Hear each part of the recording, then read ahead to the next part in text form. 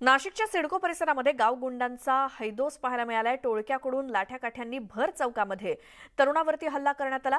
पोलिसांसमोर गुन्हेगारांना आटोक्यात आणण्याचं मोठं आव्हान आहे। मारहाणीचा सगळा सीसीटीव्ही व्हिडिओ समोर आलेला आहे। या दृश्यामध्ये थेट दिसतंय नाशिकमधला गावगुंडांचा हा हैदोस। एका 3 ते 4 जणांकडून काही जणांवरती हल्ला केला जातोय लाठ्याकाठ्यांनी। नाशिकच्या सिडको परिसरातली ही दृश्य आहेत आणि मारहाण करून गाडीवरून पुन्हा एकदा ते गावगुंड पळून गेलेले आहेत। या गुन्हेगारीला आटोक्यात आणण्याचं मोठं आव्हान नाशिक पोलिसांसमोर आहे।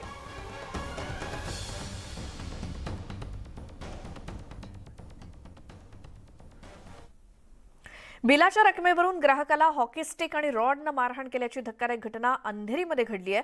हॉटेलमधील कर्मचाऱ्यांनी ही मारहाण केल्याची माहिती समोर आली आहे। अंधेरीच्या वेस्टर्न एक्सप्रेस हायवेजवळ रिक्षात बसलेल्या ग्राहकांना मध्यरात्रीच्या सुमारास ही तुफान मारहाण करण्यात आली। या घटनेचा व्हिडिओ व्हायरल झाला असून अंधेरी पोलिसांकडून गुन्हा दाखल झालाय।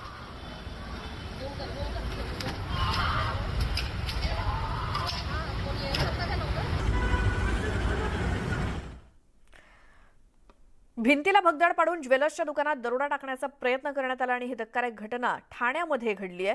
3 दिवसांपूर्वी ज्वेलर्सच्या बाजूचं दुकान भाड्यानं घेतलं आणि सोमवारी ज्वेलर बंद असल्याचा फायदा घेत भिंतीला भगदाड पाडण्यात आलं। भिंतीला भगदाड पाडून चोर ज्वेलर्स दुकानातील सोनं लुटत असतानाच अचानक ज्वेलर मालक दुकानामध्ये आला आणि चोरीचा पर्दाफाश झाला।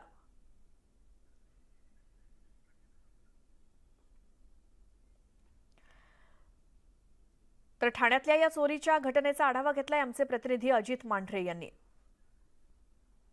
ठाण्यात एक धक्कादायक प्रकार घडलेला आहे। ठाण्यातल्या कोपरी येथे भवानी ज्वेलर्स नावाच्या ज्वेलर्समध्ये दरोडा पडलेला आहे। ज्वेलर्सचं दुकान इथून बाजूलाच आहे आणि हे फर्निचरचं काम सुरू केलं गेलेलं आहे। 2 दिवस झालं हे फर्निचरचं काम सुरू आहे। ह्याच्या मागे काय सुरू आहे हे लोकांना कळू नये याच्याकरता अशा पद्धतीने एक स्ट्रक्चर उभा करून इथे उभा केला गेलेला आहे। तुम्ही जर पूर्ण स्ट्रक्चर बघितलं तर अगदी दोन खिळे मारून उभा केला गेलेला आहे आणि मुळात फर्निचरचं काम हे फक्त नावाला होतं, पण ह्याच्या मागे काय सुरू होतं ते आपण पाहूयात। इथं तुम्ही पाहिलं तर असा एक कप्पा त्यांनी बनवला होता आणि हे सगळे असे हँगर्स इथे पडलेले आहेत। यांनी अगदी 2 विटांचं फक्त इथे बांधकाम आहे आणि बाजूला ज्वेलर्सवाला आहे। हा बोगदा त्यांनी काढला तिथे आणि इथून पलीकडे जाऊन ते जे आहेत जे चोर आहेत ते तिकडे जाऊन आतमध्ये चोरी करत होते। किती वाजता ही घटना घडली आणि काय घटना घडली? साधारणतः 1:30च्या आसपास झाले असेल ही गोष्ट। आणि जेव्हा सोनाराचं दुकान आज बंद होतं, सोनार त्या काही कामानिमित्त त्यांनी दुकान खोललं, त्याला आतमध्ये कोणतरी माणूस दिसल्यानंतर तो विचारत पडला, माझं दुकान बाहेरनं बंद आहे, आतमध्ये माणूस कसा काय, म्हणून त्यांनी त्याला पकडून ठेवलं। तोपर्यंत एक इथला फळ विक्रेता मला सांगत आला की तिथे काहीतरी घडलं आहे, म्हणून मी ते दुकानात आलो। त्यांनी काही कॅश घेतलेली, ती कॅश काढून दिली, ती कॅश समोर ठेवली।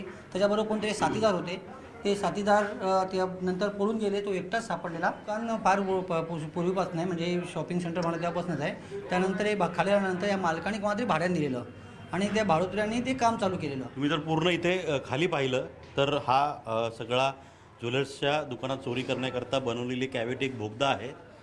एक माणूस शिरेल एवढा मोठा बोगदा बनवलेला आहे। पुढे अरुण पेडणेकरचा अजित मांढरे, न्यूज 18 लोकमत, ठाणे।